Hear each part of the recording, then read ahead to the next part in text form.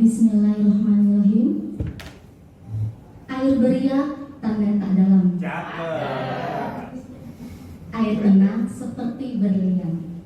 Izinkan saya ucapkan salam untuk Bapak Ibu sekalian. Assalamualaikum warahmatullahi wabarakatuh. Waalaikumsalam warahmatullahi wabarakatuh. Alhamdulillah. Yang terhormat Ibu Cucu Susilawati selaku Wakil Kepala Bidang Kurikulum SMK Negeri 21 Jakarta. Yang terhormat Bapak Ibu Guru Hebat SMK Negeri 21 Jakarta.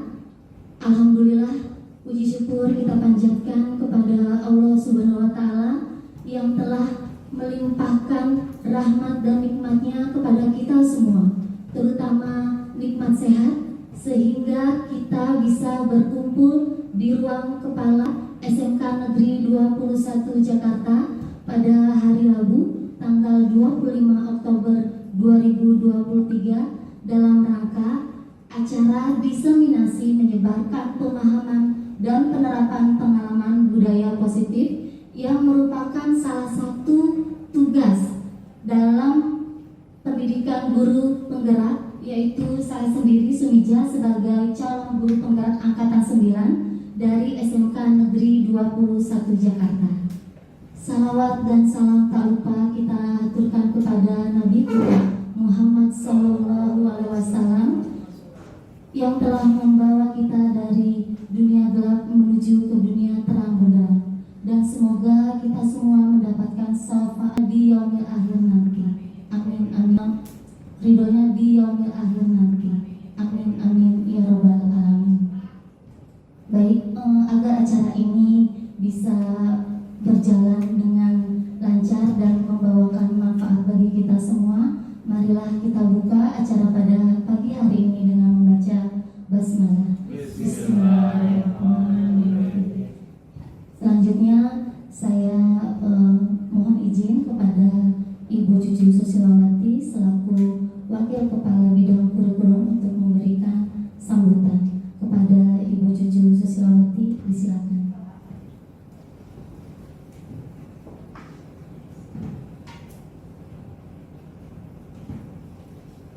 Terima kasih Ibu Sumija. Bismillahirrahmanirrahim. Assalamualaikum warahmatullahi wabarakatuh. Waalaikumsalam warahmatullahi wabarakatuh. Yang terhormat teman-teman guru dan sekaligus yang tercinta, ya. Alhamdulillah kita panjatkan puji syukur kehadirat Allah Subhanahu wa Ta'ala, karena berkat rahmat dan hidayahnya lah kita pada pagi hari ini bisa berkumpul bersama-sama dalam rangka menghadiri diseminasi CGP angkatan ke-9, yaitu atas nama Ibu Sumija SSI. Nah, Bapak dan Ibu sekalian, di pagi hari ini alhamdulillah kita mulai melaksanakan, mentuntaskan diseminasi dari rangkaian-rangkaian kegiatan yang memang sudah ditetapkan sebagai CGP, ya. Mudah-mudahan di CGP ini untuk berdua, khususnya untuk Bu Sumija dan Ibu Nurbaiti, ini akan mendapatkan kelancaran sampai dengan tuntas pada akhirnya, ya. Penyebaran pemahaman dan penerapan pengalaman budaya positif, ya. Ini dari judulnya aja saya udah merinding, ya. Begitu bagus, begitu indah, ya. Untuk judulnya ini, bagaimana kita bisa menyebarkan hal-hal positif untuk anak-anak didik kita khususnya, ya. Yang dimana sekarang terus terang aja mungkin kalau dibilang krisis moral, ya, krisis moral sekarang, karena kemarin kita mendapatkan pandemi selama 2-3 tahun ini. Nah, kita juga tidak bisa menyalahkan siapa-siapa karena memang keadaan, ya. Nah, Bapak dan Ibu sekalian, ini adalah tanggung jawab kita bersama untuk menggali potensi anak-anak kita semua. Bagaimana moralnya supaya akan lebih bagus lagi, moral agama, segala akhlak dan sebagainya, ya. dan penyampaian mohon maaf juga dari Ibu Tuti tidak bisa hadir di hari ini karena beliau sedang mendampingi LKS tingkat nasional. Nah, mudah-mudahan kegiatan hari ini berjalan lancar dan CGP-nya tetap semangat. Terima kasih. Assalamualaikum warahmatullahi wabarakatuh. Waalaikumsalam warahmatullahi wabarakatuh. Baik, terima kasih Ibu Cucu Susilawati atas sambutan yang sangat memberikan support dan motivasi kepada saya dan Ibu Nurbaiti, terutama dalam melaksanakan pendidikan guru penggerak. Dan saya juga berharap semoga apa yang disampaikan oleh Ibu Cucu Sulawati ini bisa kita semua jalankan ya Bapak Ibu. Dan sebelum kita memulai, tadi saya sudah pantun di depan, saya juga sepertinya ingin pantun lagi. Nggak apa-apa ya Bapak Ibu, pantun dulu saya. Hujan deras disertai petir, air sungai dengan deras mengalir. Kepada Bapak Ibu guru yang telah hadir, saya doakan semoga rezekinya terus mengalir. Oke, mungkin mau ajak Bapak Ibu untuk kita bermain sebentar, begitu ya Bapak Ibu? Oke, siap ya Bapak Ibu? Mungkin saya mohon Bapak Ibu untuk berdiri. Ya, ini gamenya sangat mudah, ya, tapi memang butuh konsentrasi. Tapi saya yakin Bapak Ibu guru hebat pasti bisa. Kata-katanya, kalau saya bilang botak, jadi ada botak, batuk, dan batik. Nah, karena saya terinspirasi hari ini kita memakai batik ya Bapak Ibu. Jadi ada botak, batuk, dan batik. Ketika saya menyebutkan botak, maka Bapak Ibu memegang kepala masing-masing, jangan kepala temannya ya Bapak Ibu. Nah, lalu kalau saya menyebutkan kata batu, maka Bapak Ibu memegang mulutnya. Ya, kalau saya menyebutkan batik, Bapak Ibu memegang bajunya, baju sendiri. Oke, sudah siap ya Bapak Ibu? Apal sekarang. Konsentrasi. Konsentrasi. Konsentrasi. Konsentrasi. Konsentrasi. Konsentrasi. Botak. Batik. Botak.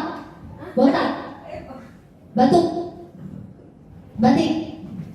Batik. Botak. Batuk. Batik. Iya, wah terima kasih Bapak Ibu guru hebat ternyata konsentrasi semua ya. Mungkin karena masih pagi ya Bapak Ibu ya. Terima kasih, silakan Bapak Ibu untuk duduk kembali. Iya, ini sebenarnya merupakan salah satu tugas dari program pendidikan guru penggerak yang saya jalani. Tetapi saya di sini tidak hanya ingin menggugurkan kewajiban saya atau hanya sekedar menjalankan tugas saja, tetapi memang saya sepertinya merasa kita perlu berbagi ya Bapak Ibu, sharing. Di sini sifatnya adalah sharing, berbagi. Jadi saya sama sekali tidak ada maksud untuk mengajarkan. Jadi kita sharing, berbagi pengalaman yang sudah saya lakukan dan sudah saya dapatkan. Ini tentang budaya positif. Mungkin Bapak Ibu pernah atau sering mendengar kata-kata budaya positif? Pernah Bapak Ibu? Oke. Kira-kira apakah Bapak Ibu bisa menjelaskan atau menyebutkan apakah sekolah kita sudah melakukan budaya positif? Sudah Om? Apa Bu? Kira-kira Bu? Ya, Bu Anissa silakan. Ya, contohnya adalah 5S, senyum, Iya, salam, sopan, santun. Oke, terima kasih ya Ibu. Ya, betul. Memang budaya positif di sekolah kita, bahkan itu salah satu misi dari sekolah kita ya Bapak Ibu, yaitu 5S. Salam, sopan, sapa, santun, senyum ya Bu. Dan mungkin juga banyak budaya-budaya positif lainnya yang sekarang juga sudah dilaksanakan, dan saya sangat senang sekali ketika bergabung di SMK Negeri 21 Jakarta karena Masya Allah ya, pagi itu sudah ada budaya atau kebiasaan baik, yaitu dengan melakukan pembacaan Al-Quran untuk yang beragama Islam, lalu pembacaan doa bagi siswa yang beragama non-Islam atau Kristen. Padahal sekolah kita bukan sekolah Islam ya Bapak Ibu, tapi ini sudah bisa dijalankan. Itu adalah sesuatu hal yang sangat besar manfaatnya bagi murid-murid kita, dan itu juga termasuk salah satu budaya positif yang ada dan sudah dikembangkan oleh sekolah kita. Mudah-mudahan budaya-budaya positif yang lainnya nanti akan bisa kita kembangkan lagi bersama-sama, tentunya untuk kemajuan dari sekolah kita. Nah, untuk budaya positif ternyata ada beberapa poin-poin penting ya untuk menuju ke budaya positif. Yang pertama adalah perubahan paradigma belajar, kedua disiplin positif, ketiga nilai-nilai kebajikan universal, yang keempat motivasi perilaku manusia, yang kelima kebutuhan dasar, 6 posisi kontrol guru, ketujuh keyakinan kelas, dan yang kedelapan adalah segitiga restitusi. Nah, untuk poin yang pertama, paradigma baru. Nah, mungkin Bapak Ibu pernah mendengar kata-kata paradigma baru ya. Nah, ini sebenarnya dalam kurikulum Merdeka Belajar, kita kebetulan sekolahnya sudah menerapkan kurikulum Merdeka ya. Sudah ini tahun kedua ya Bapak Ibu.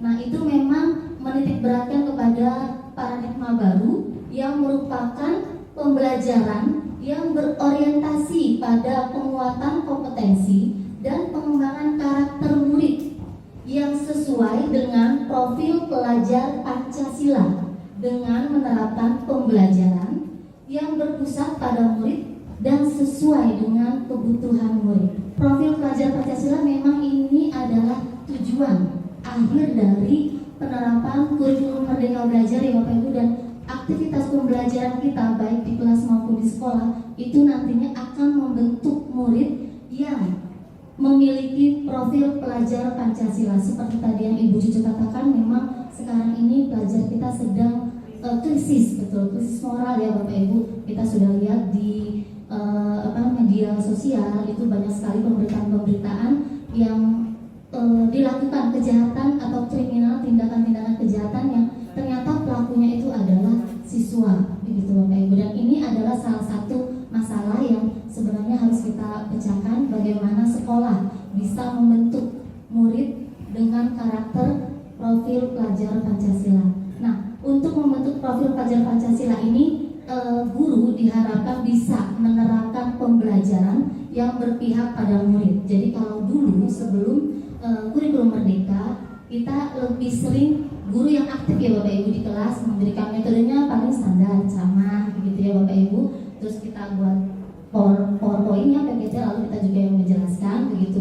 Nah, kalau sekarang pembelajaran yang berpusat pada murid itu sebagai subjek, sebagai pelaku, sehingga dia yang nantinya akan belajar mandiri dan belajar mencari.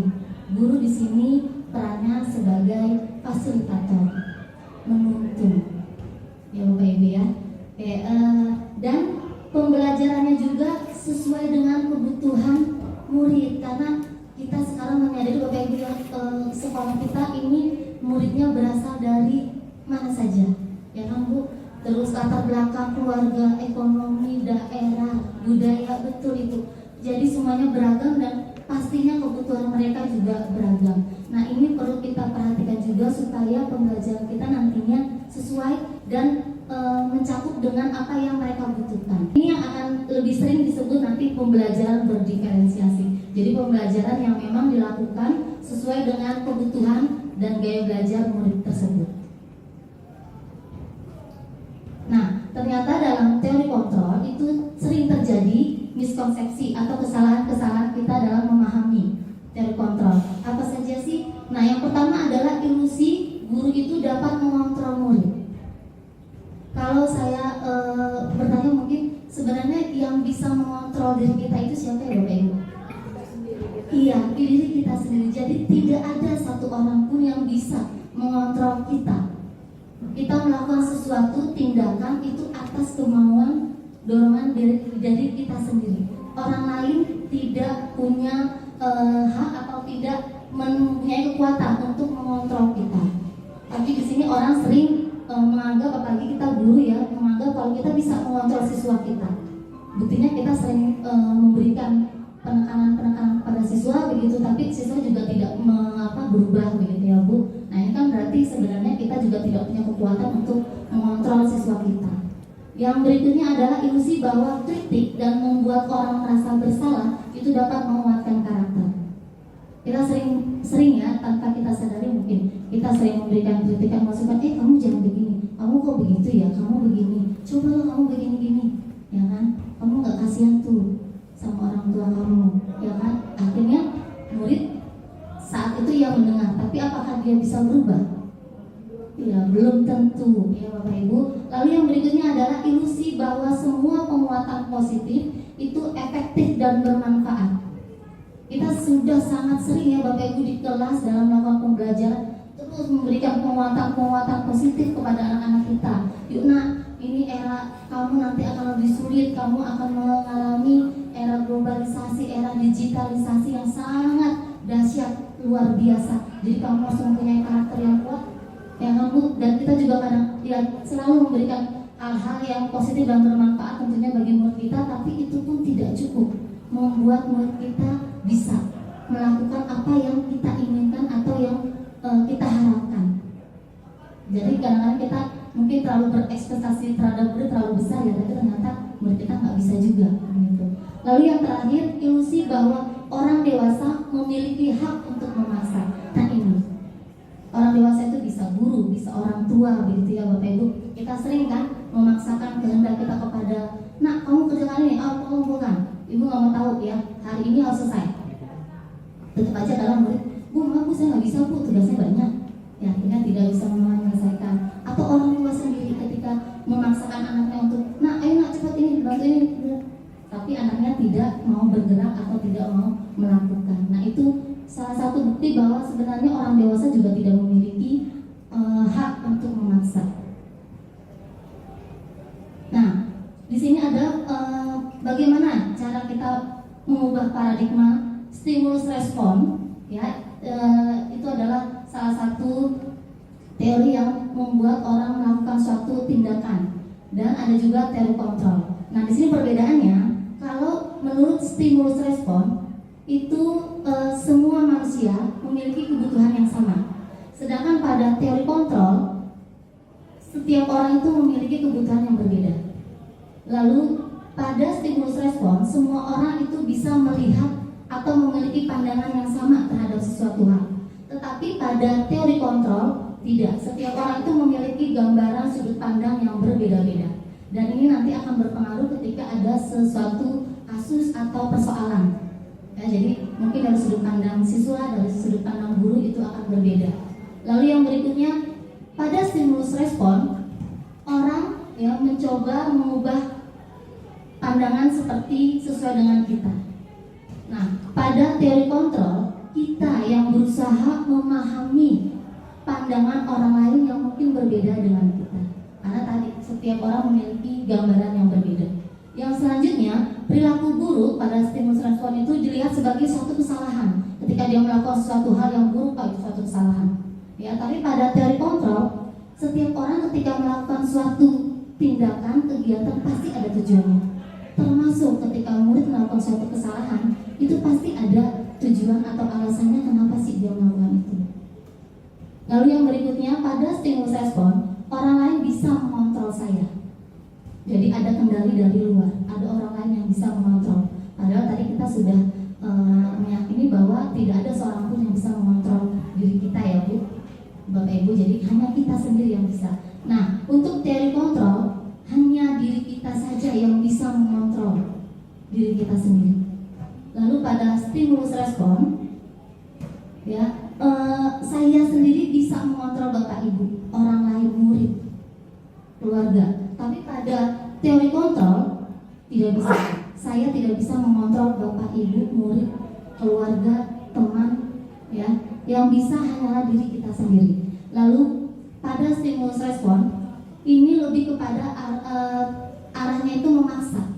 Ketika ada sesuatu yang gagal, ya bujukan yang gagal, maka dia memaksa. Nah, cepat kamu ini. Sifatnya lebih memaksa. Tapi kalau pada stimulus respon, dia lebih kepada kolaborasi, kita mencari, bekerja sama, kita mencari solusi yang menciptakan pilihan-pilihan baru sebagai solusi dari permasalahan yang dihadapi. Nah, pada stimulus respon, model berpikirnya yaitu menang kalah. Kalau pendapat kamu salah, berarti kamu kalah. Ya, saya yang menang. Tapi kalau pada teori kontrol, model berpikirnya menang-menang, atau kita sering mendengar sekarang itu win-win solution. Jadi ketika ada masalah, bukan lagi nanti siapa yang menang, siapa yang kalah, siapa yang benar, siapa yang salah, tetapi yuk kita cari jalan keluarnya bersama yang terbaik bagi semuanya. Kita lanjut, yang berikutnya adalah disiplin positif. Seringnya Bapak Ibu kita mengucapkan kata-kata disiplin, ya kan Bapak Ibu ya. Nah, ternyata disiplin itu berasal dari kata disiplin yang artinya belajar. Disiplin ini mengacu pada disiplin diri yang memiliki tanggung jawab terhadap apa yang dilakukan berdasarkan nilai-nilai yang diyakini. Lalu disiplin positif itu juga merupakan salah satu cara penerapan disiplin yang bertujuan untuk menumbuhkan kesadaran serta memberdayakan peserta didik tanpa imbalan atau penghargaan, reward, ancaman ataupun hukuman. Jadi disiplin positif ini adalah suatu cara proses tanpa harus kita memberikan iming-iming imbalan penghargaan kepada anak atau bahkan menghukum ketika anak itu tidak melakukan suatu tindakan. Lalu disiplin positif itu juga merupakan tujuan ya Bu, untuk menciptakan peserta didik agar memiliki disiplin diri sehingga mereka berperilaku mengacu kepada nilai-nilai kebajikan universal dan memiliki motivasi intrinsik atau motivasi yang berasal dari dalam diri sendiri untuk melakukan perubahan perilaku ke arah yang lebih baik. Nah, untuk menerapkan disiplin positif ini maka perlu kita mengetahui dulu nilai-nilai kebajikan atau nilai-nilai kebajikan universal yang akan kita wujudkan dalam bentuk disiplin positif tadi.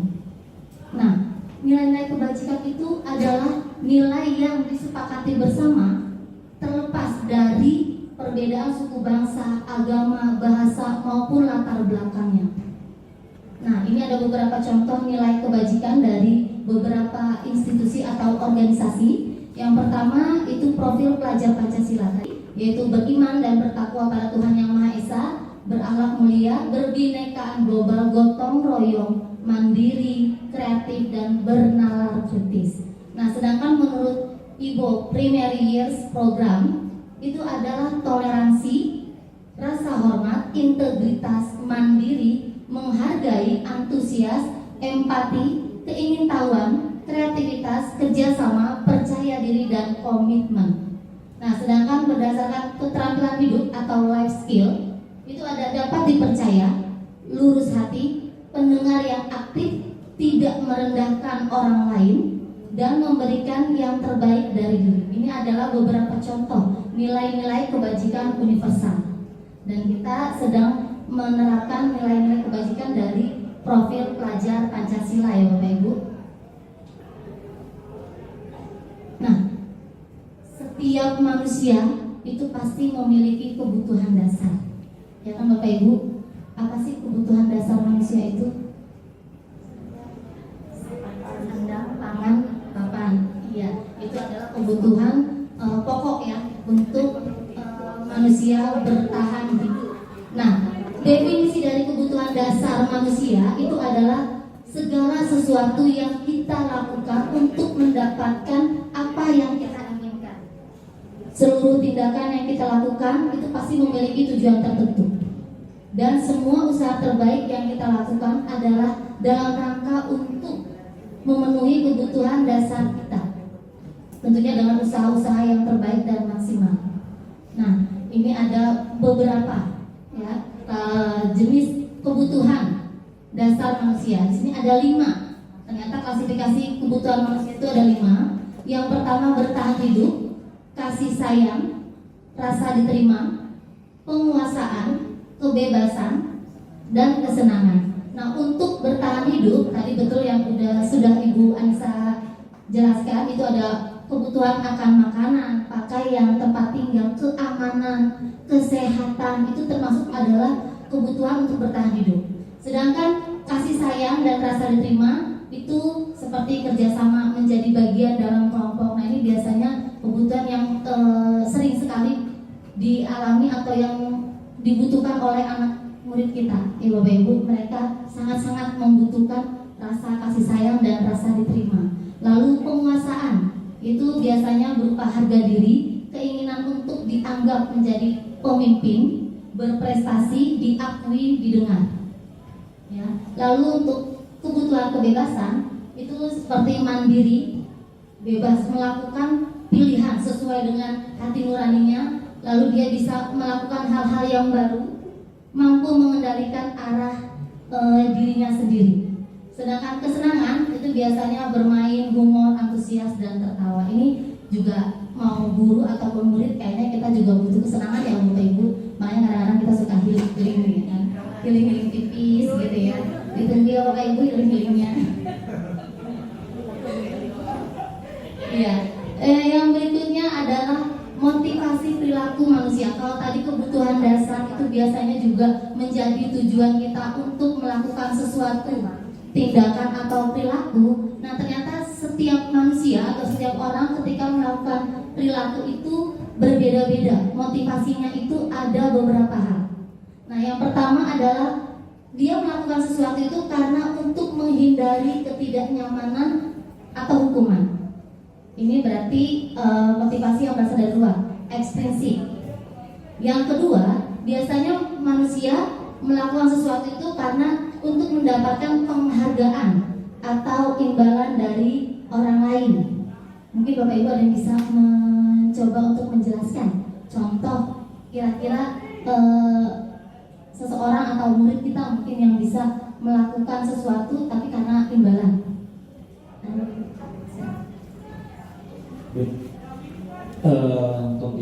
Baik, assalamualaikum warahmatullahi wabarakatuh.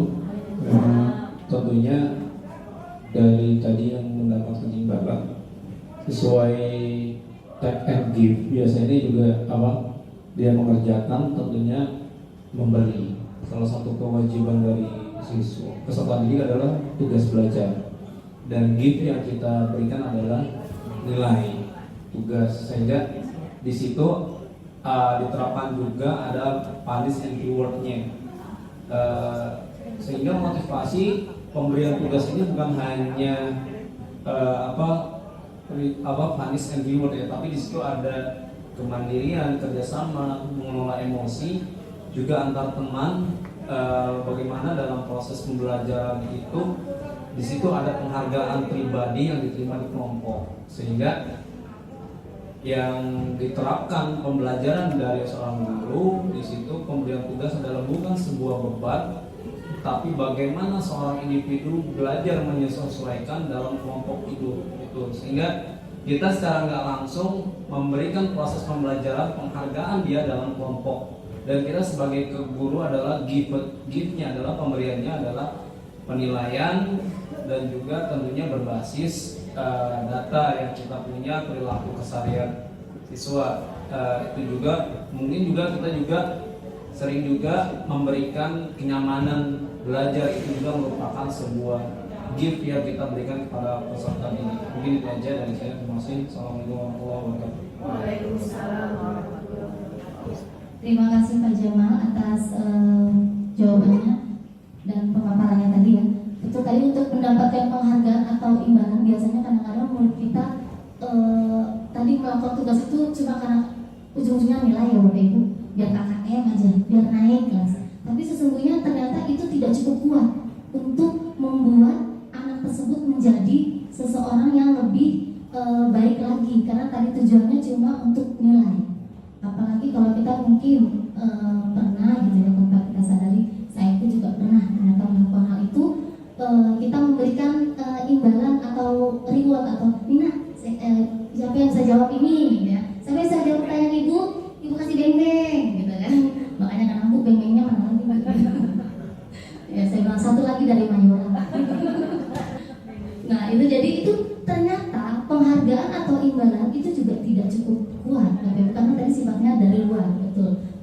sudah memberikan kenyamanan, bahkan kita sudah menjelaskan Nina, kita sudah memberikan, Bapak Ibu sudah menerangkan materi alurnya dengan baik, bahkan memberikan juga kadang-kadang kita memberikan waktu untuk remedial ya Bapak Ibu kepada murid-murid, tapi tetap saja itu tidak cukup membuat. Lalu yang tadi untuk menghindari ketidaknyamanan atau hukuman, kadang-kadang ini sering sekali murid sering sekali melakukan suatu tindakan yang memang motivasinya cuma biar gak dihukum deh. Kenapa kali ya menghindari hukuman? Kadang-kadang malah dengan berbagai cara. Untuk datangnya pagi-pagi, saya malas Bu, ntar dihukum ribet, ya kan? Jadi melakukan itu cuma karena biar gak dihukum. Nah, menghindar. Tapi sebenarnya itu tuh tidak cukup kuat, karena ketika kita tidak ada hukuman atau tidak ada sanksi, ya mereka biasa lagi atau mungkin melakukan hal yang lebih begitu ya Bapak Ibu. Nah, untuk yang ketiga yaitu biasanya motivasi ini memang dilakukan karena orang itu ingin menjadi orang yang seperti apa yang ingin di dirinya sendiri, dan orang lain juga akan menghargai mereka. Jadi ini benar-benar adalah motivasi yang timbul dari dalam diri sendiri, dan sesungguhnya motivasi intrinsik inilah yang lebih kuat daripada kedua motivasi eksplisit di atas tadi ya Bu, yang untuk hukuman dan mendapatkan imbalan atau penghargaan. Baik, untuk selanjutnya, nah ini tadi ada hukuman. Hukuman biasanya lebih kepada mengancam ya Bapak Ibu. Hukuman juga sebenarnya tidak terancana. Kadang-kadang tiba-tiba, kalau misalnya kita melihat anak, atau kamu ngerjain PR nih, kita kan tidak pernah memberikan kesepakatan dulu ya Bapak Ibu. Kamu nggak ngerjain PR, kamu harus up. Nah itu kan refleks ya, artinya secara tiba-tiba kita melakukan hal itu. Nah itu berarti hukuman, dia tidak terencana, unconditional. Jadi pada saat ketika anak itu melakukan suatu kesalahan, nah kita langsung memberikan hukuman. Lalu yang berikutnya, hukuman juga itu biasanya murid tidak tahu, karena biasanya hukuman itu berdasarkan otoritas guru yang memberikan, ya guru yang berkuasa, yang sifat dari hukuman. Lalu yang berikutnya juga bersifat satu arah, karena murid nggak pernah diberikan keleluasaan untuk juga berdiskusi, misalnya bagaimana yuk kalau misalnya tidak mengerjakan ini apa solusinya atau tidak. Jadi lebih satu arah, guru saja yang menetapkan. Kadang-kadang peraturan sekolah kan juga seperti itu ya Bapak Ibu, langsung pihak sekolah saja yang membuatnya. Lalu yang berikutnya berupa hukuman. Nah hukuman ini kadang-kadang tidak hanya fisik Bapak Ibu, tapi juga hukuman yang non fisik. Itu lebih kepada verbal, kata-kata. Tetapi hukuman baik fisik ataupun psikis itu ternyata memberikan dampak yang cukup besar bagi murid-murid kita. Contoh, misalnya ketika kita melihat anak kita, kok kamu nggak ngerjain PR sih? Oh kamu bandel banget sih, makanya nih jadi nonton mulu nih, nonton drakor nih, atau main game aja ya, nggak bisa-bisa. Emang kamu bisa kaya dengan game, misalnya. Terus dengan kata-kata yang negatif, begitu ya Bu, dan bahkan kadang kita tanpa sadar gitu Bu, melabelkan anak karena seringnya dia melakukan tindakan itu atau kesalahan itu. Nah ini akan berpengaruh. Sebenarnya itu jadi kalau anak sekarang bilang kena mental ya Bapak Ibu. Jadi mentalnya yang kena, dan itu lebih parah sebenarnya dampaknya. Dan mungkin tadi yang Ibu Cucu katakan juga, jadi kita krisis. Akhirnya mereka generasi yang harusnya dikuatkan karakternya, tapi malah mereka mendapatkan negatif ya, kalimat-kalimat negatif dari orang-orang sekitar. Akhirnya mereka sendiri tidak menjadi cukup kuat gitu. Nah untuk konsekuensi, nah kita sering ya ada hukuman, ada konsekuensi. Nah ini ternyata berbeda antara hukuman dengan konsekuensi. Kalau konsekuensi itu biasanya sifatnya terencana dan disepakati sesuai peraturan. Jadi nih kamu nanti mengerjakan ini, kalau tidak mengerjakan ini nanti kamu akan kena poin pelanggaran. Nah itu konsekuensinya. Atau misalnya kamu sudah 3 hari atau 6 hari ya, 3 hari tidak masuk sekolah, maka akan dipanggil orang tuanya. Itu konsekuensinya seperti itu. Atau misalnya anak-anak, ibu kasih tugas, nanti kalau kalian tidak mengerjakan tugas maka kalian wajib mengerjakan tugas itu 2 kali lipat. Nah itu biasanya sudah disepakati dulu bersama di awal, jadi terencana. Nah ternyata konsekuensi itu juga tetap tidak membuat murid itu menjadi nyaman ya. Padahal sebenarnya rasa nyaman itu juga salah satu kebutuhan dasar dari murid. Lalu yang berikutnya, sikap guru selalu memonitor murid. Jadi guru seperti mantau, ya kan, cari-cari, ya kan, kapan dia melakukan suatu kesalahan. Nah, yang berikutnya adalah restitusi. Nah, restitusi ini merupakan solusi, ya, dimana kita tidak perlu melakukan hukuman terhadap murid yang melakukan suatu kesalahan, ya, tapi kita mencoba menciptakan satu kondisi bagi murid untuk memperbaiki kesalahannya. Lalu restitusi ini biasanya dikerjakan atau dilakukan kolaboratif. Jadi pasti kerjasama, entah dengan guru dan muridnya, ataupun guru dengan guru dan muridnya, atau guru dengan orang tua dan muridnya. Guru sekolah dengan murid atau guru orang tua murid, ya, itu adalah sifat dari restitusi. Kalau pada restitusi tadi kita menciptakan kondisi, biasanya si anak dibuat nyaman. Yuk kita melakukan pendekatan secara personal. Anak itu biasanya kita dekati, kita face to face, ya Bapak Ibu, kita komunikasi 4 kata saja. Jadi kita juga tidak ingin anak tersebut merasa dipermalukan, karena kadang-kadang hukuman itu sebenarnya dampaknya kadang memberikan efek malu kepada siswa.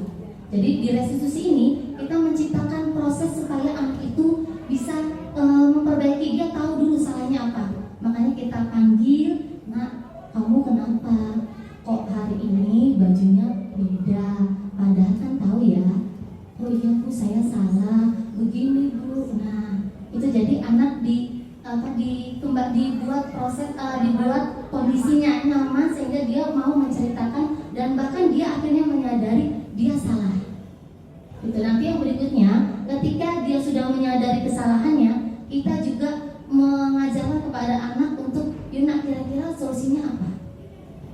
Atau misalnya ketika dia kamu malam-malam datang pagi terlambat, ya, kesiangan karena malamnya nonton drakor. Kalau yang perempuan biasanya, kalau yang laki-laki biasanya main game. Nah, itu kan terlambat dulu, tapi anak tidak pernah diajak, "Nah, gimana solusinya?" Nah, mungkin memang agak kalau kita membayangkannya saja, ya, sepertinya kayaknya sulit, ya, kayaknya nggak mungkin. Tapi memang betul Bapak Ibu, ini untuk menciptakan salah satu budaya positif itu tidak instan, tidak cepat, tapi memang butuh. Ya, karakter anak itu tidak bisa dibentuk dalam waktu seminggu, 2 minggu, 1-2 bulan, atau bahkan 1 tahun.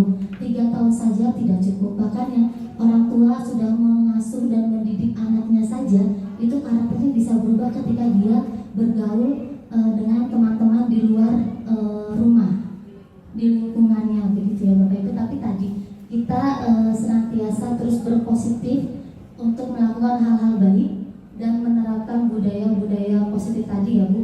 Jadi ketika kita optimis dan kita mampu merasa bahwa anak kita sebenarnya juga punya potensi nilai-nilai kebaikan, nilai-nilai keyakinan dalam dirinya, insya Allah bisa. Tapi memang prosesnya itu tidaklah mudah, pasti butuh banyak tantangan, dan mungkin ini juga perlu kolaborasi dari Bapak Ibu guru sekaliannya. Jadi Bapak Ibu tidak bisa bekerja sendiri, pasti harus ada banyak kerjasama dari beberapa pihak yang terlibat, termasuk dengan orang tua. Karena kadang-kadang kita juga suka berbeda, ya Bapak Ibu. Kita di sekolah sudah melatih, sudah mendidik seperti ini, ketika di rumah berbeda lagi, ya Bapak Ibu. Kita lanjutkan, ya Bapak Ibu. Nah, ini mungkin ada sedikit pertanyaan nih Bapak Ibu. Kira-kira, nah, lari mengelilingi lapangan basket 2 kali karena terlambat hadir di sekolah, itu konsekuensi atau hukuman?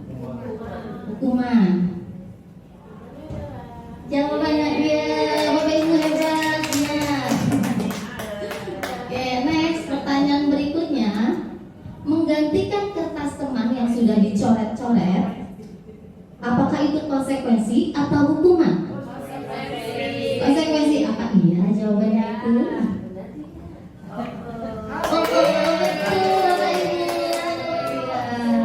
Nanti dapat makan siang sendiri Bapak Ibu.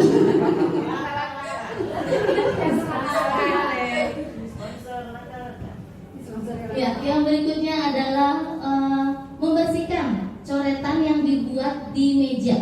Apakah apakah ini konsekuensi atau hukuman? Konsekuensi. Wah, good. Bapak Ibu hebat. Yang berikutnya, murid diminta melakukan push up 20 kali karena salah memakai seragam ke sekolah. Apakah hukuman? Oke, kita lihat. Tada, iya betul. Wah, Bapak Ibu hebat sekali. Terima kasih. Ini berarti kalau Ibu kita sudah tahu yang konsekuensi itu adalah sebenarnya memang yang harus dilakukan untuk memperbaikinya. Tetapi kalau hukuman itu lebih kepada memaksa dan itu dari luar. Ya, nah keinginan gurunya. Betul. Nah, ini perbedaan antara hukuman, konsekuensi dan restitusi. Ya, biasanya kalau hukuman itu nanti ujungnya bersifat negatif. Dampaknya pasti negatif bagi siswa. Sedangkan konsekuensi itu netral. Anak tadi dia konsekuensi doang, ya udah. Anak tidak tahu memahami kesalahannya di mana. Lalu restitusi itu lebih ke arah positif. Nah, dari hukuman sendiri biasanya selalu menyakitkan. Dari sesuatu hal yang menyakitkan terjadi. Kalau konsekuensi ya itu memang harus terjadi. Kayak tadi mencari buku temannya ya. Ya udah, kamu harus menghapus, konsekuensinya memang itu. Ya. Lalu kalau restitusi nanti ada pilihan. Dikasih pilihan dulu anaknya. Kamu sudah melakukan kesalahan mencoret-coret buku temanmu. Nah, sekarang gimana solusinya? Harus apa yang harus kamu lakukan? Oh iya Bu, saya harus menghapusnya. Nah, silakan kamu menghapusnya, Nak. Jadi guru tidak langsung menyuruh kepada anak itu, tapi memberikan pilihan solusi apa jalan keluarnya. Lalu yang berikutnya, tidak nyaman kalau hukuman itu. Anak dalam jangka waktu panjang tadi label atau ternyata hukuman itu dampaknya sangat besar. Iya, psikis juga. Ya, mereka merasa ketika sedang mendapatkan hukuman atau punishment gitu dari gurunya, nah itu langsung berdampak sampai panjang, bahkan kadang-kadang ingat hukuman itu ya betul jadi jatuhnya negatif ya Bapak Ibu. Sedangkan kalau konsekuensi itu biasanya korbannya diabaikan. Nah ini makanya jadi netral, tidak terlalu difikirkan. Ya. Lalu kalau restitusi korbannya mendapat ganti. Jadi kayak tadi misalnya ketika si temannya itu contoh Anto, misalnya Anto mencari bukunya si Andi. Nah, ibu gurunya langsung kan, Anto kamu hapus tulisan coretan di bukunya Andi tanpa melibatkan Andi. Jadi kondisi Andi itu diabaikan. Lalu kalau pada restitusi biasanya tidak. Antara korban dan pelaku itu duduk bareng, diajak bareng diskusi, mencari solusi bersama. Jadi ada penguatan-penguatan dari segi si pelaku dan si korbannya juga diberikan kekuatan supaya dia bisa menerima tindakan dari temannya tadi dan mau memaafkan tindakan dari temannya tadi. Lalu yang berikutnya, hukuman biasanya anak akan tersakiti. Lalu kalau pada konsekuensi, ini anak dibuat tidak nyaman. Ya tadi dia suruh melakukan ini, suruh melakukan itu, padahal dia memang sebenarnya salah, tapi karena dilakukan disuruh perintah terpaksa, akhirnya dia nggak nyaman. Malah kadang-kadang itu bukan pilihan atau dia tidak suka itu, tapi dia harus dipaksa melakukan itu karena sebagai konsekuensi ketika dia melakukan suatu kesalahan. Nah, kalau pada restitusi tadi murid mendapatkan penguatan. Lalu kalau hukuman sifatnya pasif ya. Tapi kalau konsekuensi penguatannya bertahan dalam jangka pendek saja. Kalau restitusi masalah akan terpecahkan. Yang berikutnya adalah posisi kontrol guru. Ini ada sebagai penghukum, pembuat rasa bersalah, teman, pemantau dan manajer. Kira-kira Bapak Ibu, kalau penghukum contohnya seperti apa ya Bapak Ibu? Baik, bismillah, terima kasih. Cuman saya kalau melihat dari disiplin ini bisa berkolaborasi antara hukuman, terusnya tadi konsekuensi dan restitusi. Jadi kalau saya lihat restitusi ini bisa diterapkan pada perbuatan yang mendisiplinkan anak kalau dia melanggarnya bobotnya mungkin ringan. Kalau konsekuensi bisa sedang, kalau hukuman mungkin sudah berat. Jadi masing-masing kadar dari untuk meluruskan perilaku karakter anak ini dibutuhkan kolaborasi dari ketiganya tanpa menghilangkan ketiganya. Jadi menurut saya ini butuh dikolaborasi tingkatannya.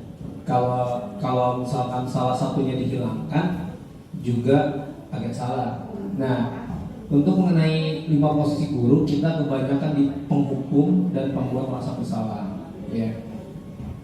Dan juga saya ini coba kolaborasikan 5 ini, ya juga pernah juga saya juga sebagai wali kelas yang memantau dan juga manajer. Oke, fine, kamu konsekuensinya apa, kamu terima, kita jelaskan. Kalau kamu perbuatannya kita reject dulu tuh. Biasanya sebelum saya mau punishment anak, konsekuensi kamu ini ya, berarti sebab akibatnya yang kamu terima apa. Sehingga yang saya jelaskan adalah sebagai rigidnya dulu, manajer juga pernah, dan juga sebagai teman. Ya udah, kemarin juga ada yang di keluarganya sakit, saya bilang, Pak, adik saya sakit, bagaimana Bapak memberikan kelonggaran kepada saya?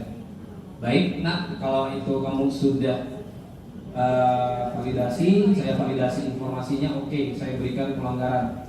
Terus juga yang saya terapkan untuk disiplin positif, mungkin kritik saja itu bisa dielaborasi dan kolaborasi sesuai dengan kadar perilaku yang untuk menguruskan situasi. Terima kasih.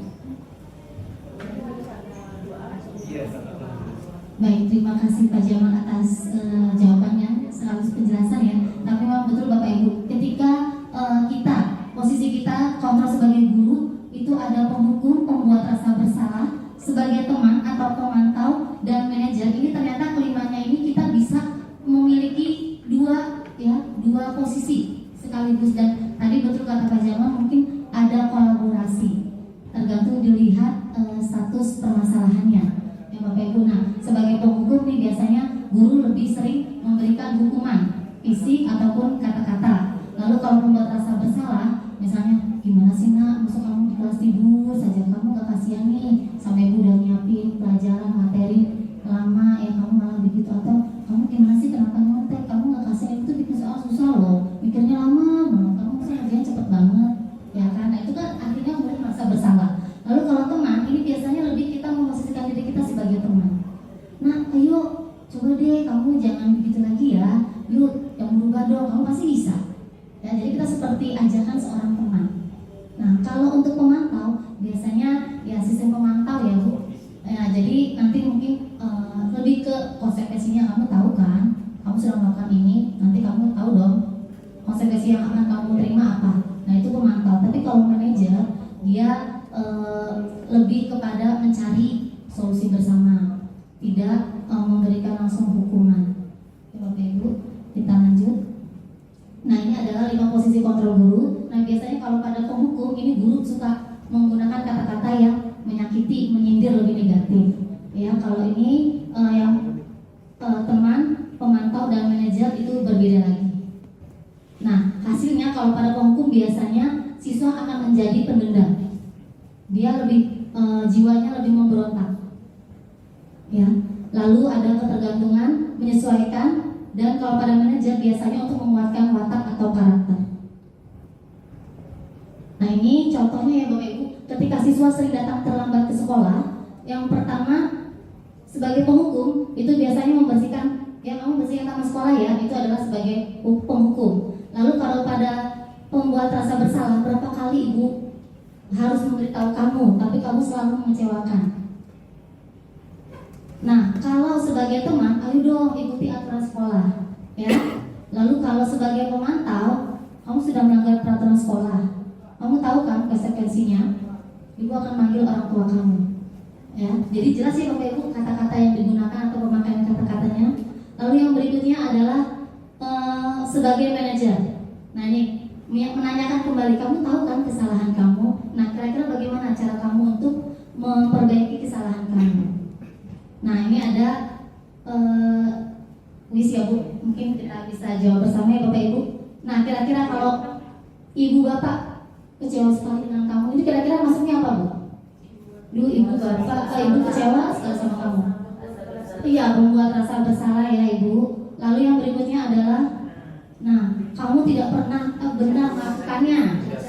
Nah, menjadi hukuman ya Bapak Ibu, karena hukuman kan tidak hanya fisik tapi juga lewat kata-kata. Lalu yang berikutnya, apa rencanamu untuk bisa menyelesaikan masalah ini? Manajer, betul Pak Jamal. Lalu yang berikutnya, ayolah lakukan demi Ibu atau Bapak ya. Teman, iya. Nah, kamu tidak akan dapat nilai jika tidak mengerjakan tugas. Pemantau ya. Jadi karena ada konsekuensinya, kamu nggak dapat nilai kalau nggak kerjain tugas. Iya, betul. Nah, yang berikutnya adalah keyakinan kelas. Nah, kenapa bukan peraturan kelas? Karena tadi kalau keyakinan kelas ini adalah merupakan nilai kebajikan. Ya, disepakati bersama, lalu bisa mudah diingat, bersifat universal dan biasanya abstrak. Kalimatnya juga positif dan biasanya diciptakan oleh seluruh warga kelas atau seluruh warga sekolah. Jadi merupakan kerjasama atau kesepakatan atau kolaborasi dari semua pihak. Jadi berasal dari diri siswa itu sendiri dan bisa ditinjau atau ditinjau ulang keyakinan kelas tersebut dari waktu ke waktu. Nah, ini perbedaan antara peraturan dan keyakinan ya Bapak Ibu. Kalau peraturan itu biasanya misalnya, contohnya selalu kembalikan buku ke tempatnya. Maka keyakinan kelasnya adalah tanggung jawab. Nah, kalau dilarang, ini kan peraturan lebih ke negatif. Dilarang mengganggu orang lain, itu berarti menghormati orang lain. Dilarang melakukan kekerasan, berarti adalah keyakinan kelasnya keselamatan, menghormati orang lain. Bergantian atau menunggu giliran, ini berarti menghormati orang lain. Jangan berlari di kelas atau di kelas atau koridor, berarti nilai keyakinannya adalah keselamatan dan keamanan. Nah, ini adalah langkah-langkah atau prosedur untuk pembentukan keyakinan kelas. Yang pertama, biasanya murid diberikan kesempatan untuk menuliskan pendapat tentang peraturan kelas yang ingin disepakati. Lalu dia biasanya menulis entah itu di poster atau di post-it atau di kertas karton dan tidak menggunakan kalimat negatif. Biasanya kalau kalimat negatif nanti akan diubah menjadi positif. Lalu bisa ditinjau ulang dan ada tanda tangan kesepakatan ya sebagai bukti kesepakatan bersama, lalu dipasang, ditempel agar semua warga kelas tersebut tahu ya, melihat dan bisa menjalankannya. Nah, ini adalah keyakinan kelas yang sudah saya lakukan bersama kelas perwalian saya, itu kelas fase E PPLG. Iya, betul, itu Rifandi. Nah, ini adalah contoh keyakinan kelas fase E PPLG yang kemarin sudah saya lakukan bersama siswa-siswa saya. Ini tinggal ditempel saja Bapak Ibu hasil dari keyakinan kelas. Itu ada tanda tangannya. Nah, sedangkan segitiga restitusi tadi suatu proses yang dilakukan untuk memperbaiki kesalahan murid sehingga murid yang tadinya salah, yang tadinya keluar dari kelompoknya itu bisa dikembalikan lagi kepada kelompoknya dan sesuai dengan memiliki karakter yang lebih kuat lagi. Nah, langkah-langkah dari segitiga restitusi ini ada 3. Yang pertama, menstabilkan identitas. Yang kedua, validasi tindakan yang salah. Dan yang ketiga, menanyakan keyakinan. Nah, ini menstabilkan identitas biasanya kata-katanya berbuat salah itu wajar, tidak apa-apa, ibu juga pernah kok melakukan itu. Ya, lalu yang berikutnya, validasi tindakan yang salah. Ibu yakin, ya, kamu melakukan ini, tapi kamu sebenarnya bisa kok lebih baik lagi dari hal ini. Dan ibu juga yakin, kenapa kamu masih punya alasan untuk melakukan hal tersebut. Nah, ini adalah validasi tindakan yang salah. Jadi kita mau mencari juga kesalahannya dia, alasannya apa untuk berbuat hal tersebut. Lalu yang ketiga, menanyakan keyakinan. Nah, biasanya kita kan sudah membuat keyakinan bersama. Ketika dia melanggar keyakinan tadi, maka kita akan menanyakan, kamu masih ingat kan keyakinan yang sudah kita buat? Kira-kira apa keyakinan yang sudah kamu langgar? Ya. Nah, ini adalah salah yang sudah nanti salah, tidak apa ya, karena setiap orang pasti pernah melakukan kesalahan sama, itu juga pernah melakukan kesalahan. Ini adalah segitiga restitusi yang sudah saya lakukan. Mencari siapa yang salah, ya, ibu hari ini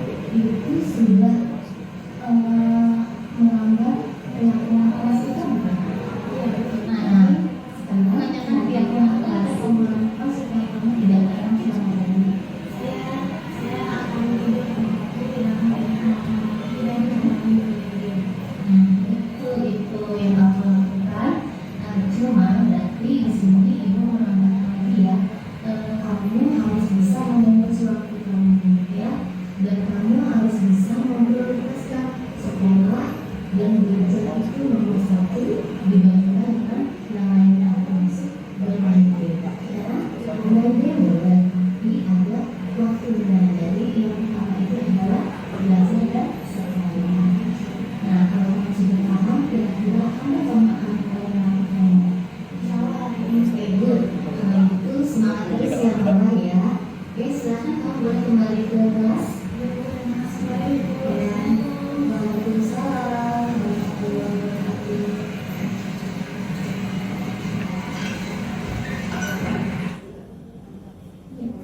Itu tadi salah satu segitiga restitusi yang sudah saya lakukan ketika saya mendapati siswa yang dia terlambat karena ternyata malamnya begadang. Nah, mungkin hasil dari materi atau penyampaian sharing saya pada hari ini yaitu dalam penerapan disiplin positif hendaknya guru mampu menerapkan nilai dan peran guru memahami kebutuhan murid yang beragam sehingga dapat melakukan pembelajaran yang berpihak pada murid serta mampu menuntun murid sesuai kodrat alam dan zaman. Karena kita sudah alam dan zamannya berbeda ya Bu dengan bukan maksudnya alam itu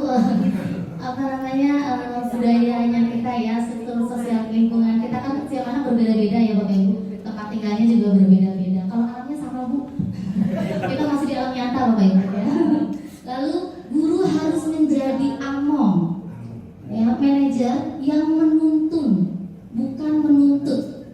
Nah ini, jadi kita boleh menuntun, menggandeng ya Bapak Ibu sehingga tercapai tujuan pendidikan yaitu membentuk profil pelajar Pancasila. Bapak Ibu sebelum saya sudah menutup ya, tapi saya mungkin dari Bapak Ibu tentang kesan dan pesan Bapak Ibu selama mengikuti kegiatan diseminasi ini. Mungkin ada yang ingin menyampaikan. Assalamualaikum warahmatullahi wabarakatuh. Terima kasih atas waktu yang diberikan pada saya. Kalau ditanya pesan atau terkesan sekali saya pada hari ini gitu ya. Apa yang disampaikan Bu Sumija cukup menginspirasi kami bahwa apa yang tadi diberikan contoh-contoh itu jujur aja nih pasti pada ngelakuin semua yang tadi itu saya banget gitu ya. Kamu nggak mau beli lembar kerjanya, terserah gitu ya. Berarti kamu harus nilai nih, nah, gitu ya. Jadi saya sangat terkesan sekali. Jadi mungkin next time saya bisa memperbaiki mungkin ya apa yang menjadi keegoisan kita semua. Nanti sebetulnya hampir rata-rata kita melakukan seperti itu ya Bu ya Bapak Ibu. Dan pesannya untuk Bu Sumija tetap semangat gitu ya. Ternyata tidak sehoror yang pernah saya dengar ternyata CGP itu ya, dan asik-asik aja ternyata saya kalau melihat Ibu Sumija dan Ibu Nur Betty gitu ya, tetap semangat meskipun mungkin dengan berbagai tugas di sekolah gitu ya. Mudah-mudahan kedepannya lebih lancar lagi. Itu saja. Amin.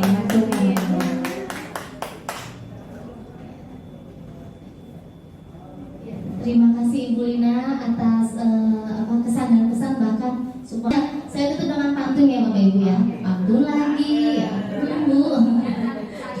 Siang-siang makan kue nih dikasih sama Ibu Asih. Cukup sekian acara hari ini. Mohon maaf dan terima kasih. Wassalamualaikum warahmatullahi wabarakatuh.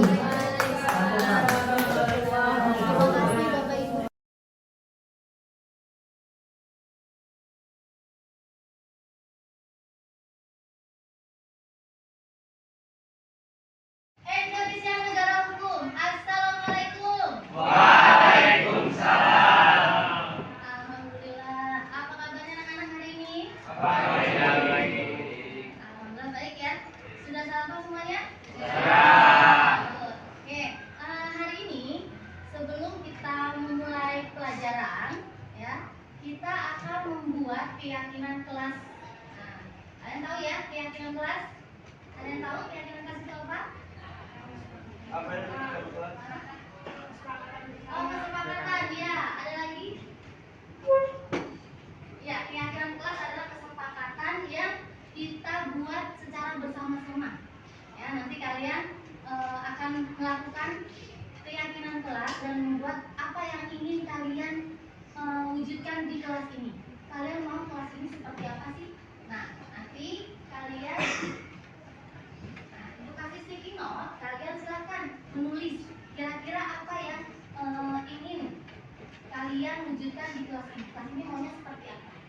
Kalian nanti bisa tuliskan di sticky note.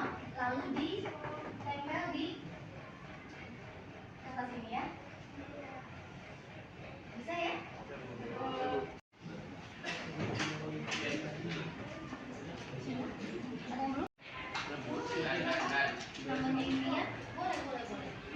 Ya, positif ya, positif dong.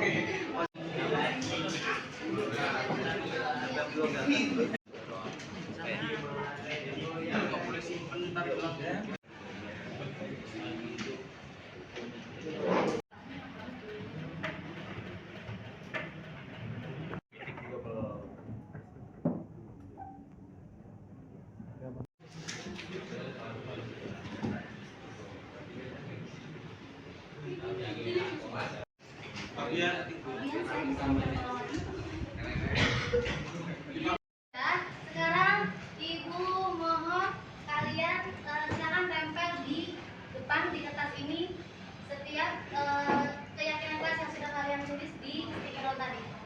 Silakan maju barisan dulu, barisan sini.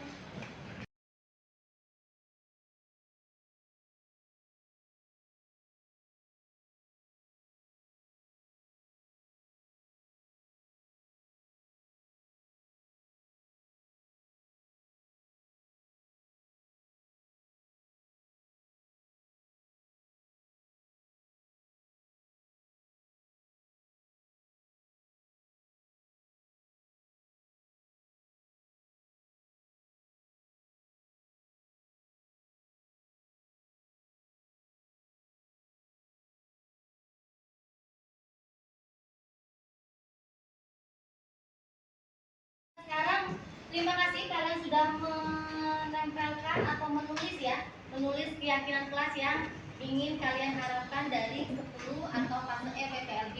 Nah, dari sekian banyak keyakinan kelas yang kita sudah tulis atau kalian tulis, kita akan buat rangkumannya ya. Jadi kita ambil nanti mana yang sama, lalu kita jadikan keyakinan kelas secara bersama-sama. Ya, coba Ibu minta Titik ke depan tolong bacakan Tit. Kelas yang nyaman dan aman. Oh iya, kelas Yang nyaman.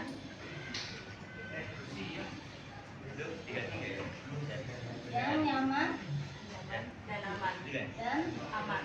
aman. Oke. Lanjut yang berikutnya, Menjaga kebersihan. menjaga kebersihan, berarti kelas yang bersih ya.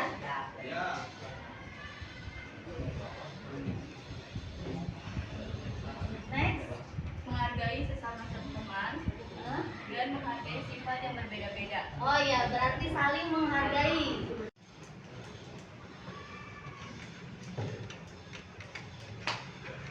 Next. Yang mengurus kelas bertanggung jawab atas tugasnya masing-masing dan menerapkan sikap saling menghargai. Oke, tadi saling menghargai berarti tadi lebih kepada pengurus kelas ya. Berarti pengurus kelas menjalankan tugas.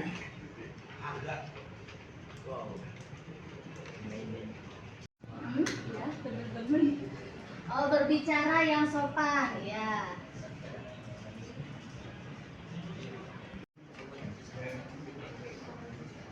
Kelas yang bersih, ada lagi nggak?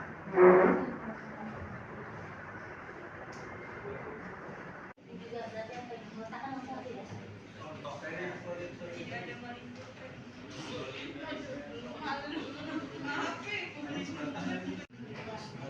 Tadi juga Lumi. Iya. Nah, ini sudah kita ambil intisarinya ya, maksudnya kesepakatan bersamanya atau keyakinan bersama ya, kita rangkum. Yang pertama, kelas yang nyaman dan aman. Jadi ya bersih ya, terus tidak ada yang maaf misalnya suka ambil bukan teman atau misalnya pinjam tapi nggak ngomong ya. Nah, ini jadi harus menjaga ya. Lalu yang berikutnya kelas yang bersih ya, jadi tidak ada yang membuang sampah sembarangan ya kan, atau sekalian sudah kita belajar juga di Wiyata ya, jadi sudah bisa memisahkan membuang sampah berdasarkan jenisnya. Lalu yang ketiga menghina, mengejek ataupun perundungan di kelas ya, ini kita sudah melakukan keyakinan bersama ya. Berbicara yang sopan, jadi tidak ada lagi seperti apa pasal body shaming ya. Nah, tidak ada lagi body shaming ya, meledek ataupun mengejek. Nanti dilakukan terserah ya. Yang penting menjalankan kewajiban dari yang tugas yang sudah diberikan ke setiap atau seluruh anggota kelas fase PPLG. Yang berikutnya ini selalu kompak dan solid. Nah, ya tapi kompak dan solid itu maksudnya yang positif ya. Lalu yang berikutnya meletakkan barang sesuai tempatnya. Artinya sama saja ini kelasnya yang rapi. Dan ketika tiket misalnya ambil saku, nanti sakunya sudah selesai dipakai atau digunakan, taruh lagi di tempatnya. Oke ya, atau misalnya minjem punya teman, jangan dikembalikan lagi ke tempat temannya. Jangan disimpan di dalam tasnya. Ya, itu sudah.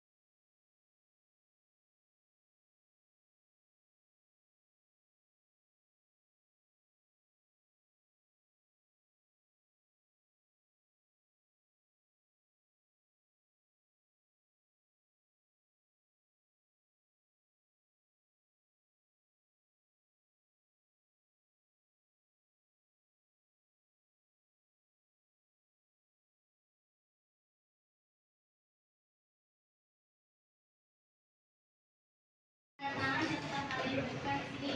Jadi nanti boleh ditempel di belakang ya, di belakang boleh. Nanti keyakinan kelasnya juga ini boleh diketik ulang, nanti di print ya, ditempel lagi kan kelasnya nggak yang punya nih. Ya, silakan ya. Ya, jadi silakan saja didapat. Ya, dan saya berharap yang ini nilai-nilainya dengan baik. Ini akan menjadi impian dari kelas atau fase PPLG yang memang kita inginkan. Jalankan keyakinan kelas fase PPLG. Oke? Ya, terima kasih.